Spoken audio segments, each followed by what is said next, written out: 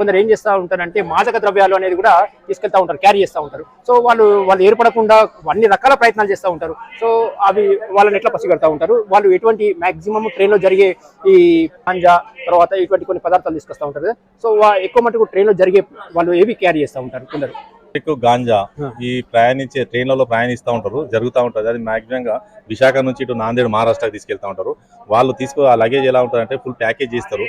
Package చేసి సీట్ల కింద కనిపించకుండా పెడతా ఉంటారు. అవి మేము మా వాళ్ళు ట్రైన్ పెట్రోలింగ్ పోయినప్పుడు ఆ సీట్ల కింద చూస్తారు. ఒక సింగిల్ గా ఉండి అది ఒక చోట పెడతారు, వాళ్ళు ఒక చోట కూర్చుంటారు. అంటే ఈ వస్తువు మాది కాదు అనే ఉద్దేశంతో అక్కడ పెట్టేసి వేరే చోట కూర్చుని దాన్ని గమనిస్తూ ఉంటారు.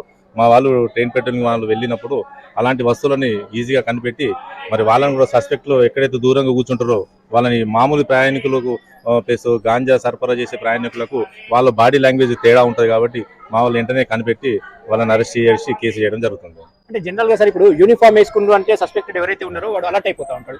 సో వాళ్ళు అంటే సివిల్ లో కూడా మీలాంటి అంటే ఇప్పుడు ఉంటారా?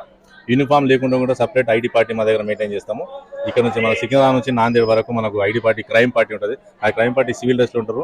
వాళ్ళు సివిల్ ప్రయాణించినట్టు రైల్వే ప్రయాణికుల ద్వారానే ప్రయాణించినట్టు కనిపిస్తారు, కానీ సస్పెక్ట్ అని చూసి పట్టుకుంటారు మా వాళ్ళు. ముఖ్యంగా